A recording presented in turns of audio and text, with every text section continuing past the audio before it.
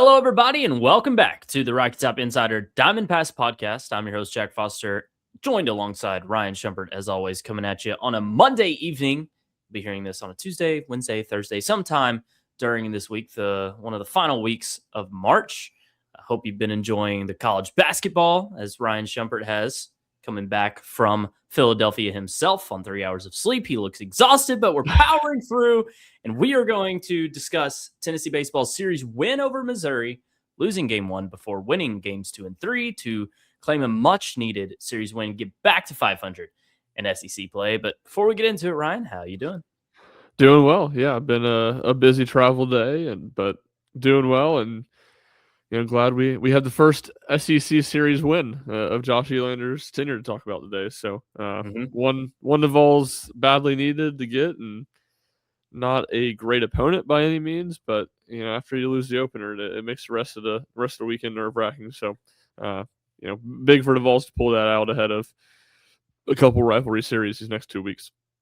Yeah, it was a surprising game 1 defeat, right? 8-4. Tennessee kind of just dominated, maybe a little strong, and they loaded the bases late, had the tying run at the plate, but Tennessee was not the better team Friday. Missouri outplayed them in pretty much all facets, hit the ball really well, 8 runs on 12 hits after only having 5 runs in the entirety of their SEC opening series against Auburn. So it was a bit of a shocker and a troubling troubling result. But Tennessee bounces back, wins what will seemingly be a vintage or a regular 2026 Tennessee baseball win, 4-2 Saturday, backed by elite pitching from Cam Appenzeller to get across the finish line, and a balanced offensive effort. But then on Sunday, I think we all saw what we kind of expected going into the weekend, a little bit more of what we expected, at least, as Tennessee handles Mizzou 7-1. Shout out to Evan Blanco for being so dang good on the mound, but Missouri's offense just didn't have it, and it's not a unit that is particularly good. So that game, more than the others, aligned with what I thought was going to happen this past weekend, and I think that takes the cake as far as the biggest story of the weekend is just how good Evan Blanco was in that start.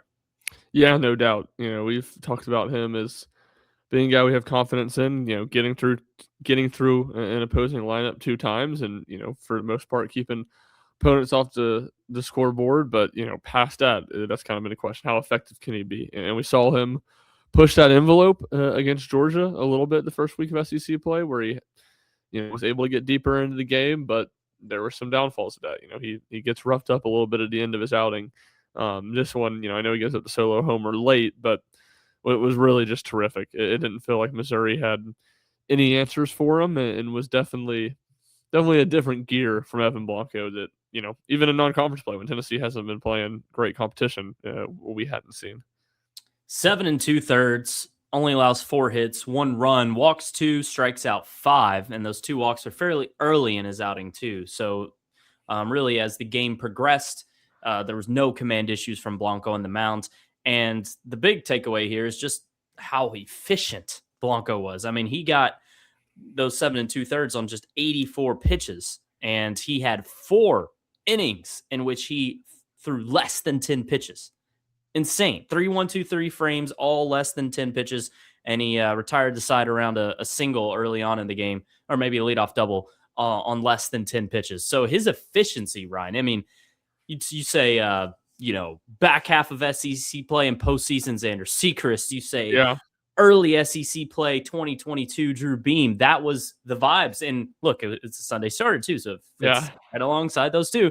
That was the vibes I got Sunday. Just rapid fire, quick innings, and Missouri doing nothing. And I think that's more of what I expected it to look like. He's put up some really impressive strikeout numbers, but that's not really what I thought we'd see from him. I thought it'd be more of a pitch to contact guy, and a guy that wouldn't have to throw a ton of pitches and would be working, attacking early in counts. And not that he hasn't always been doing that, but he's had a little bit of, issues with walks and hit batters, and just been in a lot of deep counts, which has led to a lot of strikeouts too. But this was more, in tune with what I was expecting from Evan Blanco. And, just the efficiency was really important. And, he's an older guy, so you don't worry about this as much. But anybody that is going to be a weekend starting pitcher the entire season, I kind of worry about the workload and the number of pitches. If he can be efficient like this, I just don't think that's going to be something you don't have to worry with him at all, just because I don't think he will end up throwing a ton of pitches in a lot of these outings. And then, obviously a guy who's been through it, and, it's not a massive increase in workload from what he's used to. Yeah, I don't know how Josh Ealan viewed this. Maybe he would have taken him out no matter the score. But when Evan Blanco left the game, Tennessee was still only up 4 runs. So it's not like the game was completely out of hand for Missouri and taken care of by Tennessee. It was still within the balance. And what had happened was Evan Blanco gives up a 2-out single, and which brings up the guy who homered off of Evan Blanco earlier in the game, the only one to really do damage against Blanco. And it was a shot. So it was a easy decision to just go said, okay, not going to face Seals a 4th time. It would have been, let's make the change to Braden Krenzel and take care of this thing up 4 runs. Garrett Wright hits that homer in the bottom of the frame to kind of put things away. But I wonder if Tennessee was up 7-1, 8-1, 9-1, and the game was like pretty much in hand, if Evan Blanco would have stayed to finish the game, because I think he certainly could have. He's thrown more than 84 pitches this year. He's been in the 90s. So I honestly was kind of anticipating a complete game being the storyline for the game there in the waning innings. But, a quick end after it was 2 quick outs and then the single, and then that was it. And, it was over. But good that he exits in the middle of an inning to a standing ovation as the fans showed the support as they should.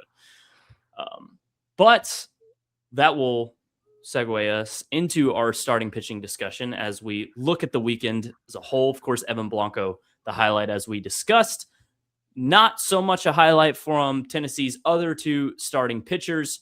The weekend gets off to a rough start, in large part thanks to Tegan Kuhns. A season low 3.0 innings pitched, only got those 12 outs, exited the game there in the 4th inning after a leadoff double. 6 hits allowed, 3 runs, walked 1, struck out 5. But Tegan Kuhns was getting hit around pretty good, and gives up the homer. Missouri was just seeing him well, and this is it. Tegan Kuhns has had such a weird season, Ryan. Like, he has looked unbelievable away from Lindsey Nelson Stadium twice against the best 2 teams he's faced in UCLA and Georgia.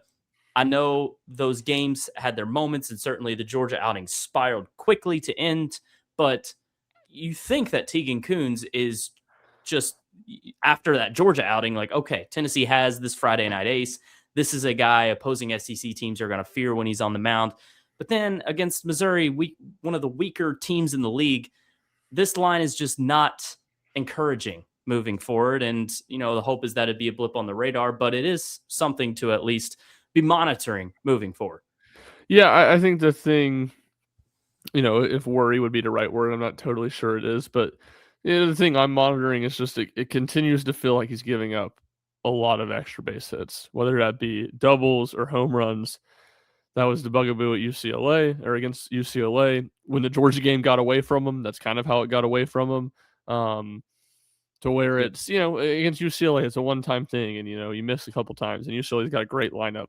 I think the trend of how much that's happening and how many extra base hits he's giving up is to the point where it's a bit worrisome to me. And I guess the question I'd pose to you, and you mentioned it a second ago, but just the general struggles at home that he's had, how much do you make of that? I don't know. It's, I guess it would have to be a mental thing, because I think on the road, maybe you have a chip on your shoulder. And we saw that against Georgia early. Tegan Kuhns was fired up, more fired up than I've seen him. They're getting those 1, 2, 3 innings early on in the ball game. So maybe there's a certain relaxing factor to being at home, to where you let your guard down, and maybe against an opponent like Missouri, it exacerbates that. It's hard to say why this could be a trend. And look, this is the first SEC team Tennessee's faced at home. Others have been Kent State, Wright State. But even in those outings, Kuhns wasn't sharp. We didn't see the highs we saw against UCLA and Georgia, even against mid-major teams.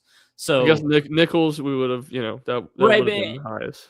Right, and Nichols is so bad. It's just like, Yeah, okay, fair, you know, fair. of all Tennessee's weekend series, that's the one to just kind of not look back to, I think, because of how low the competition was. We can take something away from those Kent State Wright State series. Yeah, agree. But so I'm curious to see how he looks against LSU and these upcoming SEC series. I think it'll be really important to see what he looks like then. And look, if he shoves against Vandy Friday, that'll only continue the trend of him being really good away from home. But yeah, I don't know what it is. Maybe it's just a lack of fire being in the friendly confines of your own stadium, to where when you go on the road, you have this extra competitiveness and that chip on the shoulder. Yeah, I mean, I think the thing you would naturally say anytime, especially with someone who the issues have been what we just talked about, extra base hits, you worry about, you wonder at small ballpark if like that's part of the issue. But Georgia's the next smallest ballpark, or right up there at some parts of the stadium of being a small ballpark. So it doesn't feel like Yeah, that would be it. and UCLA homered 3 times against them in an MLB Yeah, ballpark. So, yeah. I So mean, I know yeah, it's UCLA, but still. it's hard to know exactly what to make of it. This was certainly by far his worst outing of the season. But it kind of goes back to a little bit of what we said last week, where it just feels like it's just, he just leaves you wanting a little bit more in a lot of these outings. And, in some ways, I don't think that's a terrible thing, as it's his first year kind of in this role and it's still early. He's going to grow and get better. But that's certainly a step back this past weekend. Yeah, and nothing was easy for him. I think all 3 of his innings, it was 20, 20, 25. And then he threw 5 pitches there against his first batter in the 4th, and his day was done. So he threw at least 20 pitches in all of his innings Friday night. 20, 20, 25. Nothing, no AB seemed easy for him. It was always a struggle. And just also, I know Tennessee has made a more concerted effort to control the run game this year. Landon Mack's been terrific at it, of course, but it was a big deal Friday. Like, the amount of pickoff attempts Kuhns threw in those first 3 innings was unbelievable. I mean, it dragged the game along because of it. It was, I would say it was definitely in the double digits. It was a lot, like an abnormal amount of pickoff attempts from Kuhns. So I don't know what the game plan would have been there. I should have asked about it, but yeah, it's just 3 of the 6 hits allowed for extra bases, as you said. So, maybe this is not something we'll come to expect from Kuhns, but a season low outing against a team like Missouri at home and a loss, just not great. No, and this was such an important series for Tennessee to, just get back on the right footing. They had to win the series. You really wanted to see them try to get a sweep, just given the way that the Georgia series got away from them, and obviously Tennessee responsible the rest of the weekend. But that's when you want your Friday night ace to go out there and step his foot on the gas to open the weekend and give you a lot of juice. And certainly Tegan wasn't able to do that. Yep. Moving on to Landon Mack, who continues to have choppy outings here in these last few. Pitches 4 innings against Missouri. That is also a season low for him, just like Kuhns. Allows 6 hits, 2 runs, walked 3. That, to me, that's the most troubling trend from Mack. He had walked very little batters in really the first month, 3 weeks of the season, but has walked 4, 4, and 3 in his last 3 starts. So that's 11 in the last 3 games. Only struck out 5. The strikeout numbers have been way down in the past 3 weeks as well. But yeah, just, again, nothing really seemed easy for Landon Mack. He had a couple of big strikeouts there in the 2nd and 3rd, struck out back-to-back batters in the 2nd to strand a pair, stranded 2 runners in the 3rd with a big 3-pitch strikeout against Missouri's best player. So there were moments, and that's been the book, the story for Landon Mack's outings all year. Doesn't really, there's not a certain point in these outings where things just are on cruise control like it was for Evan Blanco, and like it's honestly been for him a lot of times, and Kuhns. But Mack can still deliver in some key moments and get some big strikeouts. That's what happened again in this low-scoring Saturday win. But inning comes to close after he loads the bases in the 5th with 2 singles and a walk. So maybe came obviously to an end faster than you would hope and that we've seen from Mack. But I largely think, Ryan, it's just another Landon Mack outing where you're like, well, it definitely wasn't great, but hey, you saved it from being horrible. Yeah, no, exactly. He feels almost a little bit like what I thought Blanco would be before the season, and that it's just like a high floor, low ceiling right now. Like it feels like he never is going to get it away from him, but he just has not had the stuff to be dominant at any point, or show flashes of getting super deep into games. And I think that's where, to your point of what you said to start, like the walks is what's concerning, because I just think he's going to give up hits. The way he pitches, Yep. he's going to give up hits. It's when the walks start happening too that you get yourself in more trouble. And it's interesting. I looked it up of Tennessee's, because this is how it's just felt this way. It was a vibes thing. It just feels like he is, of Tennessee starters, the guy that's most consistently battling traffic on the base paths. Oh, He yeah. has a 1.53 whip, Tegan Kuhns a 1.1 whip, and Evan Blanco a 1.03 whip. So pretty dramatically, more a half base runner, more in innings. So, Yep. yeah, he does a really good job working around it. He's a guy that you feel comfortable in those spots. Does feel like there's going to be one of these games where he's giving up like 1 or 2 runs, and he's out there in the 5th inning, and 2 guys get on. He gives up like a big 3-run homer or something like that, where it will get away from him. But for the most part, there's confidence in him to get through, work around traffic, and limit damage. But it just hasn't been a whole lot of dominant stuff that we've seen from Max at this point in the season.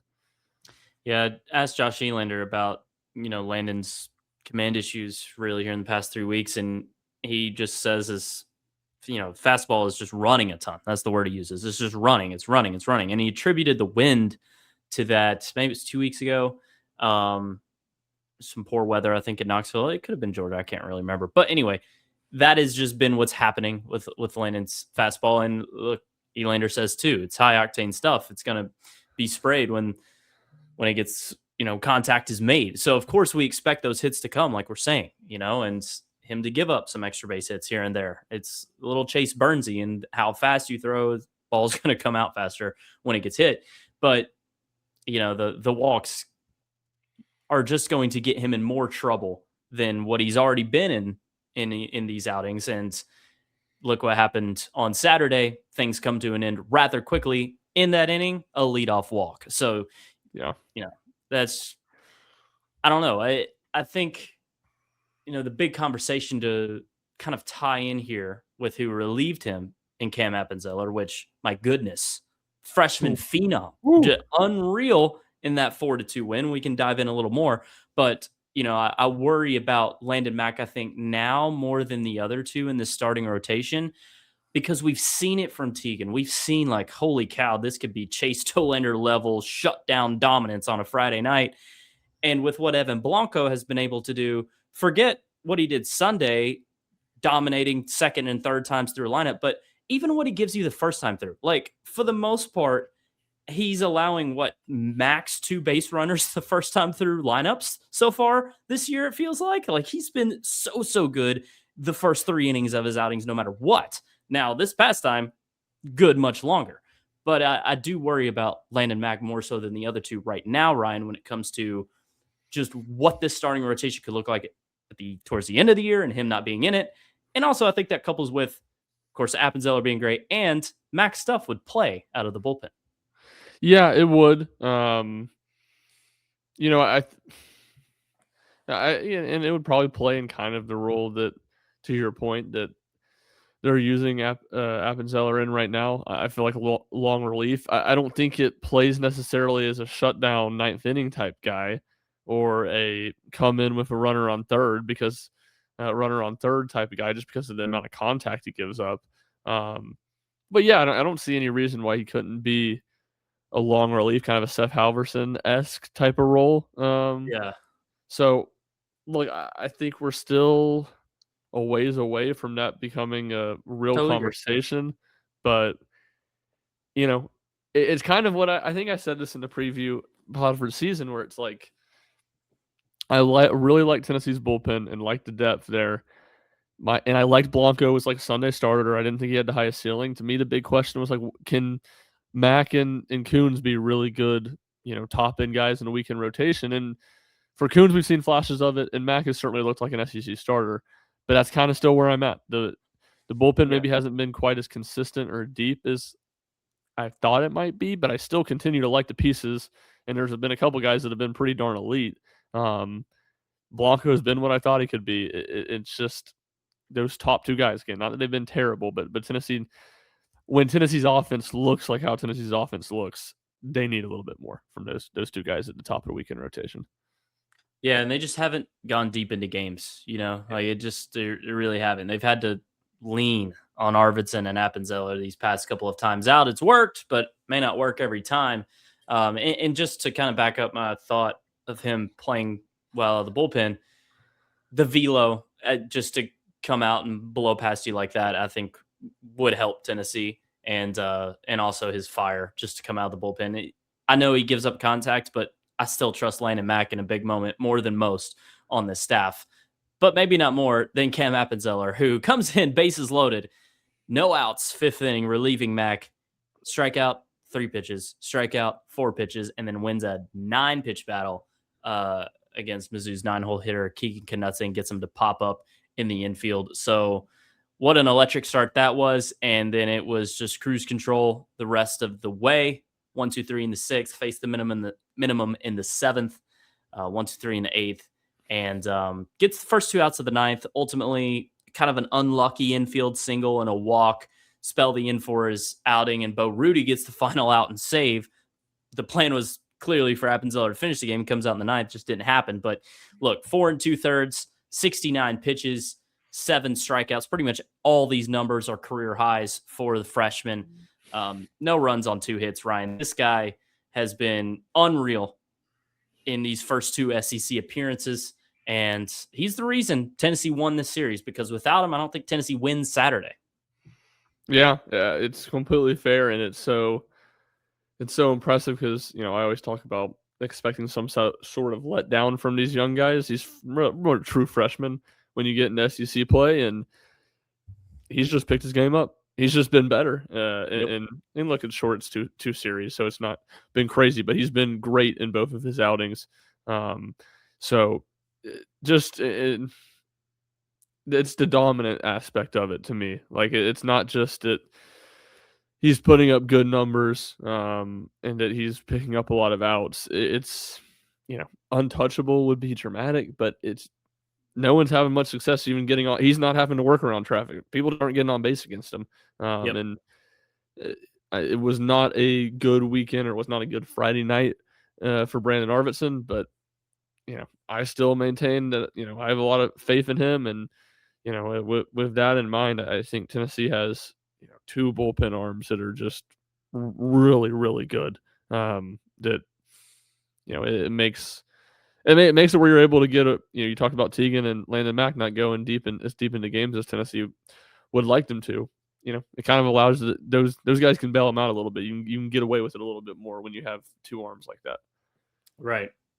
Yeah, and it has bailed them out. Look, and the flip from righty to lefty too, with those 2 stacks, Kuhns, Arvidsson, true.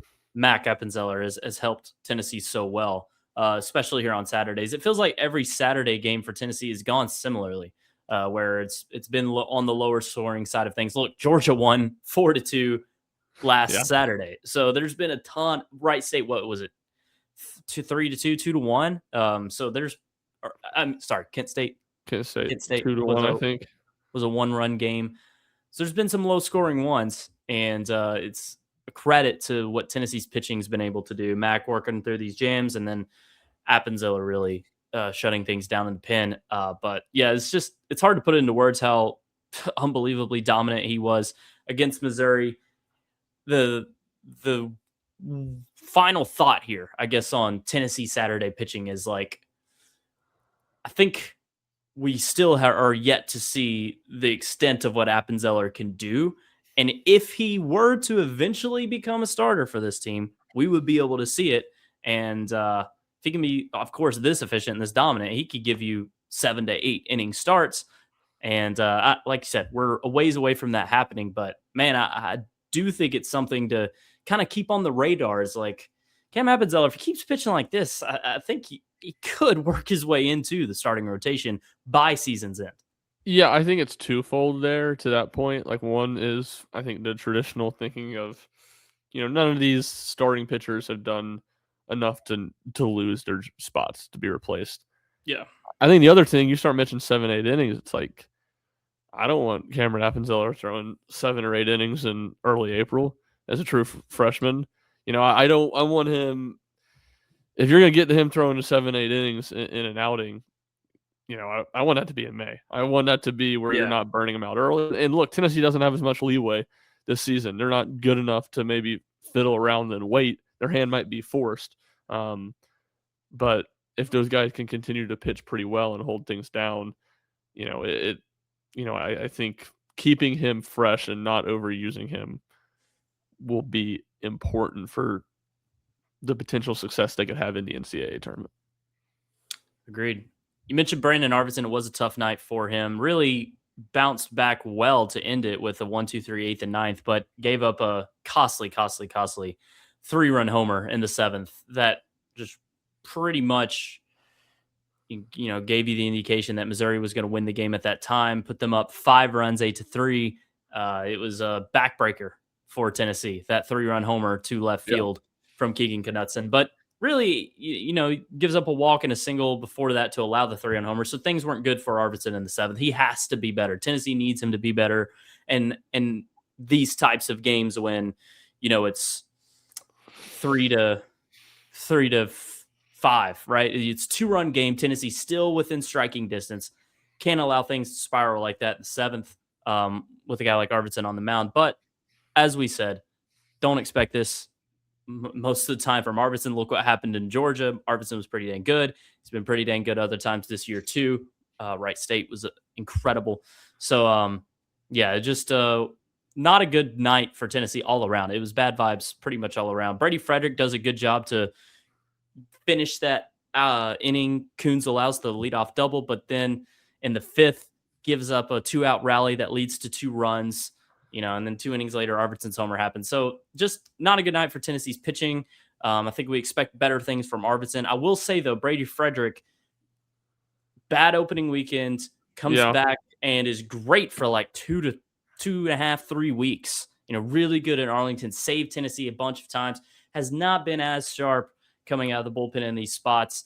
Josh Elander didn't, say there was anything to this, but I would like to point out that in that 5th inning, after getting 2 quick outs, Brady Frederick took like a ground ball off the leg, and then it hit the mound and ricocheted in the outfield. Stayed in the game, seemed fine, but that's when things spiraled on him.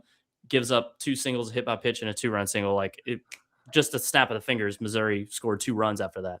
But yeah, I think Brady Frederick, Ryan, is just someone that maybe is not as trusted right now to us viewers than he was maybe a month ago. Yeah, that was someone I was going to ask about what your thoughts were just on, and you mostly answered it. He hasn't been great in his 2 SEC outings, and I think that's always been a concern. The low slot, not a lot of velo guy that was really good in the SoCon is how is he going to fare in SEC play? And I do think it's too early to be hitting the panic button or anything like that. Yeah. But it is notable. And you said the trust thing. I was just looking at this a second ago. Let's see if I can get it pulled back up. In SEC play, again, short, 2 weekends. Tennessee, Evan Blanco has thrown 13 1/3 innings.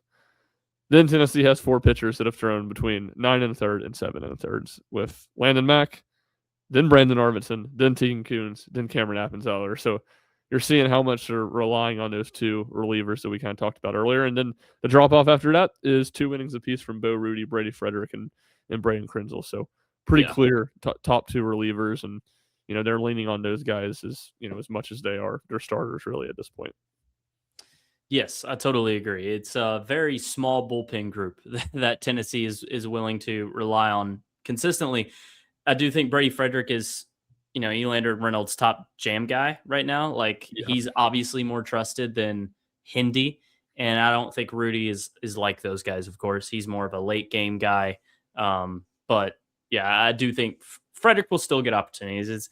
Look, what he did, like I said, relieving Kuhns and getting out of that inning. That's his job. It's just there in the fifth innings got away from him a bit, and it has here and there. Still remember that ETSU outing though, relieving Blaine Brown, 3 strikeouts to Strand, or sorry, 3 outs, only allowing 1 run in a no outs, bases loaded situation. He's delivered numerous times this year, so that's something you still have to remember. You mentioned Bo Rudy. No, this is someone we talked about last week. Got some more intel on him this week as Tennessee turns to him to get the final out of a 4-2 ball game with the go-ahead run at the plate in the top of the 9th after Appenzeller allows a walk and a single. So it's 4-2, 2 outs, top of the 9th. Go-ahead run at the plate. Here comes Bo Rudy and gets a ground out to end things. I think that showed that Tennessee does have some trust in him, where it seemed he was maybe towards the bottom of the bullpen, gets the opportunity in a big moment, delivers. And I feel like we'll see more of that going forward. Yeah, he came through in that moment, passed that test, and a big moment for obviously the game, the weekend, the season really as a whole. If you let that thing slip away, so he did what he needed to do in that kind of first big opportunity that he's gotten in SEC play, and we kind of sit and see if Tennessee gives him any more, and what he's able to do if and when they do. Braden Krenzel, the last arm to mention. Look, he had, of course, struggled last week in Georgia on Sunday. The disaster of a 7th inning in that series finale when he was on the mound. And even in the Tuesday's midweek, he comes in the 9th and allows 2 base runners to Eastern Kentucky. I was kind of like, okay, is Krenzel all right? Is he still rattled from Sunday? And then what do you know? Sunday, this past weekend against Missouri, comes in, hits a guy and a wild pitch to put runners on second and third. And you're like, oh no. Braden Krenzel is still struggling. But after a mound meeting with Josh Reynolds, gets an out to end the inning. And then a 1-2-3 ninth to end things. So bounced back nicely. And look, Braden Krenzel's still a guy that Josh Elander has a ton of trust in. And I still think Ryan, look, Blanco went crazy long on Sunday, so we didn't see a ton of Krenzel, but it does still feel like he's that top guy Tennessee's going to go to behind Blanco on Sunday, especially, if it's just a normal stack situation and not some big jam. Yeah, it does feel that way. It was a good bounce back from him. It just feels like he's been a little wild this season. He's thrown 3 wild pitches, which leads the team, and he's hit 4 batters, which is tied for second. Blanco's hit 5. So it's not that I don't think he deserves the role he's in right now or anything like that. I just think I see the gap between him and Rudy to be far smaller than what it maybe feels like from a trust standpoint, where it feels like Arvidsson is clearly that third guy. Not Arvidsson. Krenzel is clearly that third guy behind Arvidsson and Appenzeller, where to me that feels more like a 1 and 2, and then 3 and 4 being pretty even. So that isn't to say that he shouldn't get that opportunity first. I think he does have the stuff that could play more in long relief than Rudy, but still, he's just been a little too wild to feel great about him at this point, in my opinion. Yeah, I think his outings will come with a wide range of outcomes, because if the off speed is missing, wildly, then things aren't going to go well for him. And we've seen that, you're going to know what Braden Krenzel you're going to get early. Whatever he gives you in his first couple of batters, first inning, that's typically the Braden Krenzel you're going to get for the duration of the time he's out there. So you'll know early. But yeah, when it's hitting, it's unreal. Like, Braden Krenzel's so good. We've seen it. But when he's off, he is off. So wide range of outcomes there. But no big takeaway with Mark Indy not throwing. Just didn't really. There's no time for it to make sense. And Sunday, with Tennessee leading by so much and Blanco shoving, just didn't really happen. But definitely a guy Tennessee will ask to get SEC outs in situations moving forward. Ryan, what do you say we talk about how Tennessee hit the ball on the weekend? Let's do it. Pivot and solid weekend. I'd say a balanced offensive effort from Tennessee at the plate. this weekend. There was great bottom of the lineup production on Saturday's game against Missouri in that 4-2 win, just beyond what you see from the hits, like lots of walks and just productive at bats from the bottom of the order. And on Sunday, more of a balanced effort too. But I think I want to start with the catchers more than anyone. Really, talk about three of them, but I'll talk about two more. So Stone Lawless leads the team, ties uh, the lead on the team on the weekend with 4 hits, but goes 4 of 8 at the plate. Works 2 walks, hits the homer on Friday, 10 total bases for him, 3 doubles, by the way. I should emphasize all 4 of his hits went for extra bases. So Stone Lawless has been very, very consistent. And look, even when Levi Clark caught Sunday, Lawless is in the lineup a designated hitter in his first DH start of the year. So it's showing that Lawless is just a guy Tennessee cannot afford to take out of the lineup right now. Yeah, and that's a turn, kind of a turn from where things were in non-conference play when his bat was struggling, and he's got it going. I think it's a tremendous credit to him too, the way he's responded from obviously a brutal ending to the Georgia series, to just kind of step his foot on the gas and put on more steam. And yeah, he had a great weekend. I think it speaks, the point you made about him being the DH on Sunday, says it as much as anything. So, him and Levi Clark. Levi has a good weekend too. Like those are 2 guys, I think, because of the pop that they have in their bats, that can really change the dynamic when they're hot. Because this offense just kind of largely lacks power. Besides Blaine Brown and some spurts, and certainly Henry Ford can do it, but he's more of a contact hitter, and Blake Grimmer and Garrett Wright can do it, but they're not just pure sluggers. Stone Lawless is a little bit of like a slugger nature to him, and certainly Levi has power too. So both those guys, certainly Stone was more consistent. We're seeing it on a larger scale at this point, but I thought that was probably in my eyes the 2 brightest spots from the offense over the weekend. Completely agree. Like if Stone Lawless is giving you this, it really will help Tennessee. We've seen flashes from guys at the bottom of the order. Newstrom in Texas. Manny, of course, is still hitting the baseball really well. Hit streak comes to an end, but he's been amazing. But Tennessee still needs like an additional force here, and I think Stone Lawless could give that to them. Could do it for them if he can stay this consistent, of course. And it's been great to see 3 doubles and a homer. The power is there. Power is also there for Levi Clark on Sunday, and a crucial 2-run homer to put Tennessee up 5-1 there in the 4th inning. Was big at the time. He also had a sac fly on Saturday's game that was almost a homer straight away to center. So he had some pop this weekend. Gets 2 hits on 5 ABs in the 2 games he starts at first base in game 2, catcher game 3.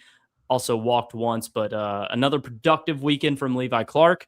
Leads the team in RBIs as he is continuing to build, good games, just good vibes, good momentum after starting the season on such a bad note. Yeah, just stacking things really. And the home run in the 4th inning, I think on Sunday was arguably the biggest at bat of that game. Gives Tennessee some breathing room. It's a good sign, and I don't know, maybe I like how Josh Elander has handled things with him, where even though he's hitting better, it's not like he's just thrust him back up in the top of the order. It's not like he's just back in the lineup every day. It feels like he's continuing to slow play him a little bit, to just not put pressure on him, to just hit in the back of the lineup, just be yourself. You don't need to be anything more than that. Don't put pressure on yourself. Because I do feel like that's kind of what Levi needed. And I don't know if that's the case, if it's the issue for him has been putting too much pressure on himself. That very, very well may not. But for a guy that's came in the year with so many expectations, struggled as much as he did early, now that he has it going, I liked it. Elander hasn't just thrust him into a spot where all of a sudden all the expectations are back on him. Yeah, no, I totally agree with you. It has been a natural reintegration into the working of things for Tennessee. And you saw that Saturday. Josh Elander talked to us about, what went into the big lineup changes of Blake Grimmer playing second and leading off, and Levi Clark coming back and playing first. It was a very odd looking lineup for Tennessee. Grindlinger gets the DH start and makes the most of it. But yeah, it just felt like the right time. Josh Elander said to try that. It is something that they had been thinking about for a while and something, they even had tinkered with in the offseason.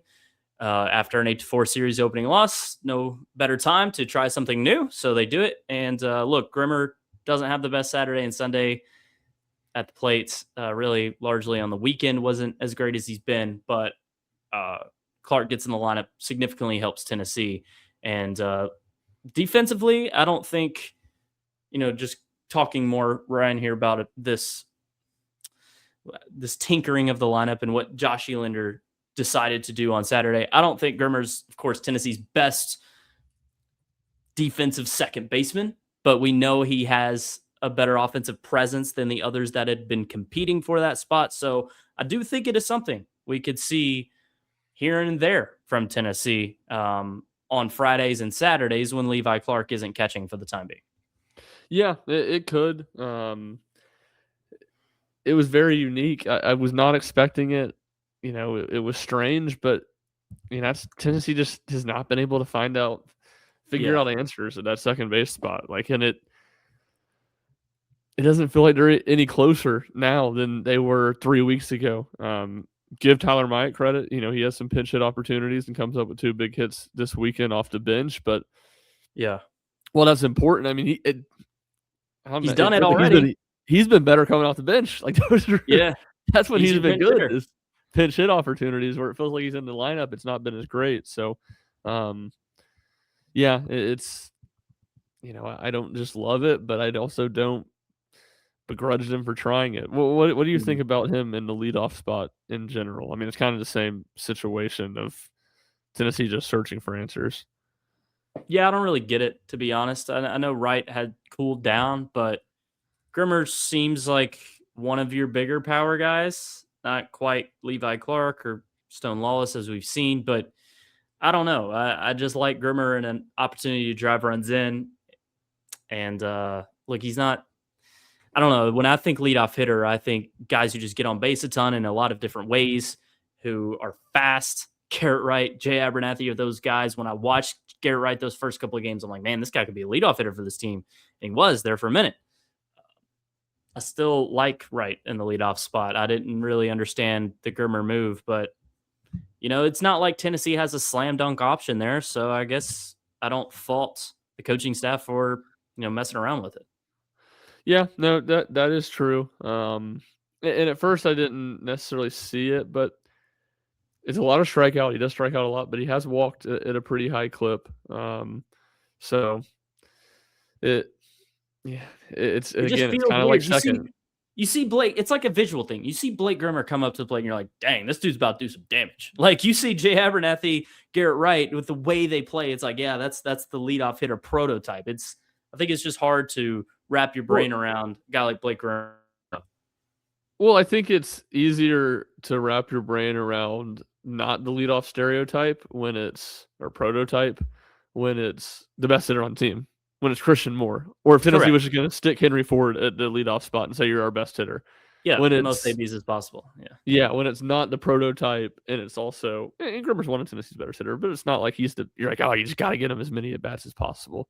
So I don't love it, but again, it's kind of like the second base thing. They're searching for answers, and to me, nothing seems obvious. So I don't, hate them trying it. If you would have told me Saturday morning, like, hey, Jack, Tennessee is going to use a leadoff hitter they haven't all year, who is it going to be? I would have said Manny Marin. I mean, 8-game hit streak. He's not. He's a guy who contact hits, just singles, and has been great hitting both sides of the field in this stretch. I thought Manny Marin could have made sense too if you wanted to mess around with it, and maybe they opt for that moving forward at some point. But largely, I don't think it's that big of a deal. But if I had to bet, I'd say Grimmer at the leadoff spot is temporary, not permanent. Like that will change. Yeah, I agree. Yeah. Talking about the second base thing again, though, for a bit. Chris Newsom, Ariel Antigua banged up a little bit this weekend, so didn't quite get other opportunities Saturday and Sunday. Did start Friday, though. Newstrom and Antigua, though, largely haven't done much to, of course, grasp that spot. They've been done very little offensively. Jay Abernathy has been doing very little offensively, too. But I do think Jay Abernathy at second makes sense. He is a guy that Tennessee has clearly wants to be in their lineup every day. Like, Jay Abernathy is a projected starter, no doubt about it, going into the year. He is a complete baseball player when he's on his game. Like, he can do a lot of different things. We've seen it at times this year. But, of course, the inconsistency offensively led to him sitting Saturday and Sunday. I think Abernathy at second makes a lot of sense. It's what they recruited him as. He has plenty of experience there. And then you can start Garrett Wright in center and Blaine Brown or Blake Grimmer at left field, the other at DH, Levi Clark at first. What do you think of that, kind of group there and moving Abernathy to second, maybe in a more full-time role here with the way other guys have kind of inserted themselves? Yeah, I would think that's the most ideal situation. To kind of your point of that's what Tennessee would want, be the guy that Tennessee would want to seize that job. So from that case, yes, I think that makes sense, but he's got to go do it. Like, he just has not been good these last couple of weeks. And I think it's more, we're far enough into the season that it's, to me, for the most part, past who you want it to be. And it's more about who's the first person that seizes it and can gain some momentum is going to get that job. Yeah, I understand. But none of them have. So who would you try go back? Who would you be more willing and likely to keep going back to the well for than the others is my thing. And I think Jay Abernathy is the answer. Yeah, no, and you're probably right. That's where the who you want it to be is the tiebreaker of he's going to get the most opportunities right now. Yeah. And look, I don't have a problem with Myatt either. He did well defensively in Georgia, started 2 games, hits the ball better than these other guys for the most part. No, you like him on the bench, but I think it's Abernathy or Myatt right now. Like, Newstrom and Antigua have kind of had their shot. Yeah, maybe I just can't get Newstrom and Arlington out of my head. It was dude, it was one game. Like, it really was one game. It was one game and one at bat the next game. They had the big, was it double in the first inning with Arizona State?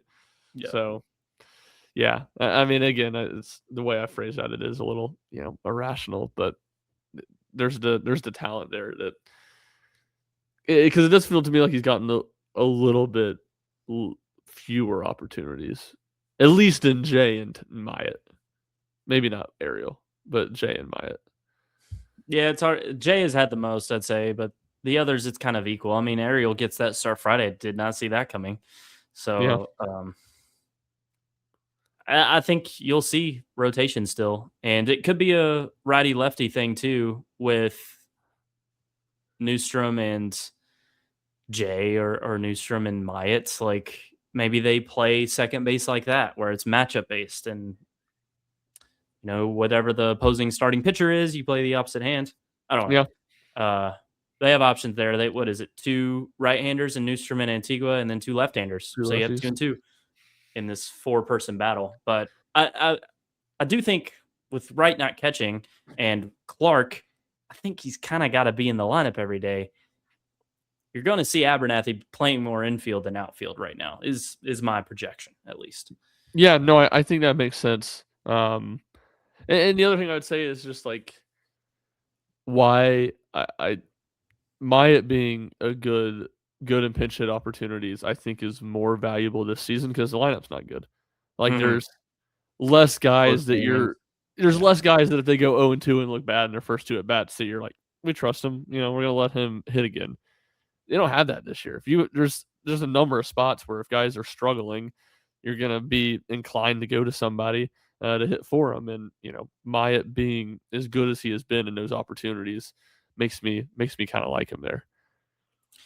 Well, Grimmer starting at second Saturday opened up an opportunity for Tennessee to do something different with their DH spot. Trent Grinlinger gets the opportunity after he raked Tuesday against Eastern Kentucky, has big RBI hit in his start. Also walked once. I mentioned Tennessee's bottom of the order having a very strong night Saturday. He was a part of that with Lawless and Clark, the catcher trio, if you will.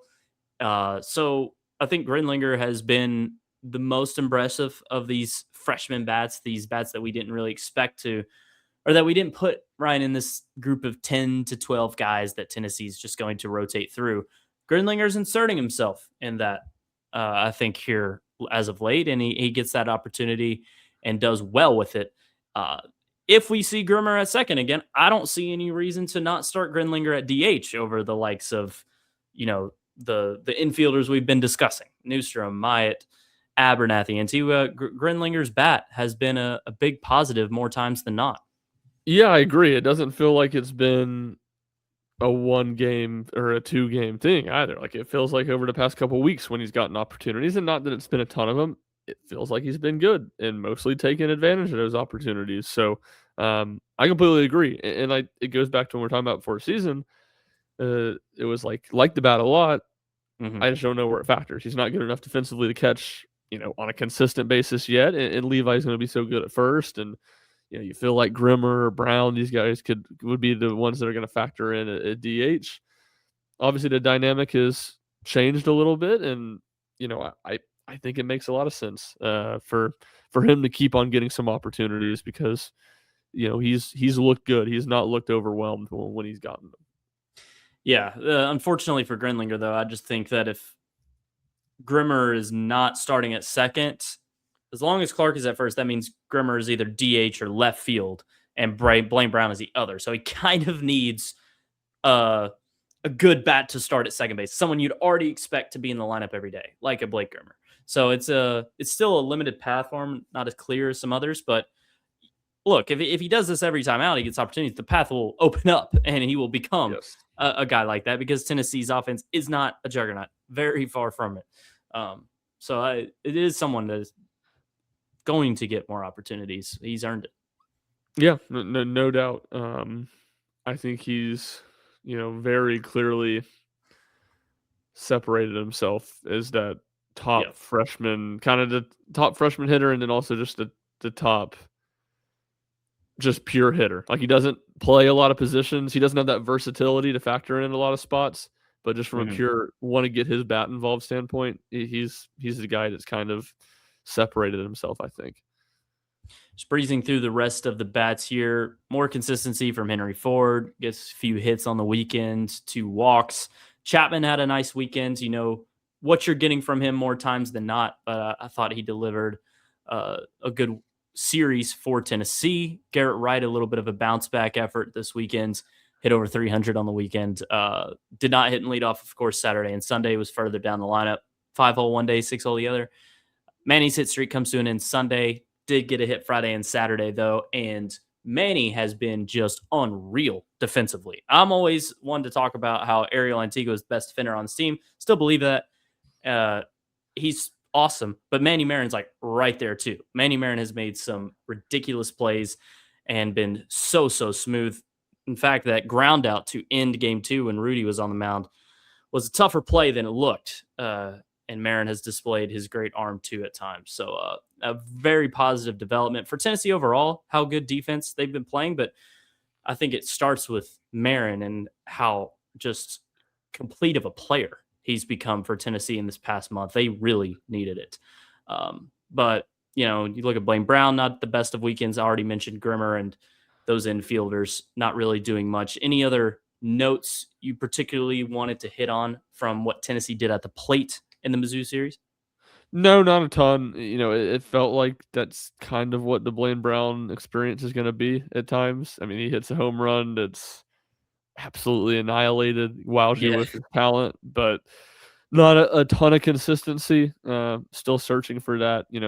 I thought not that I really had any concerns about it just because of his mental makeup, but Garrett Wright moved out of leadoff spot, looked good. Yeah. Not he's truly a drop him wherever you want in the lineup. He's not going to complain, and it feels like he's going to give you good at bats. So, I guess the thing I would say is Reese Chapman just to me continues to be having a nice season. Yeah.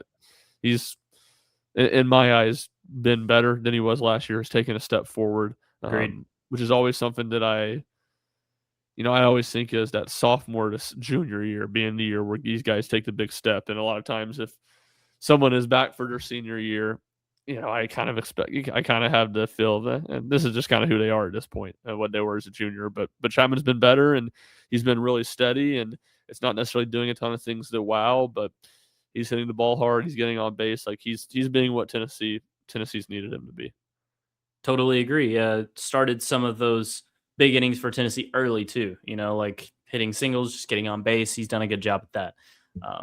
Tennessee needs it too.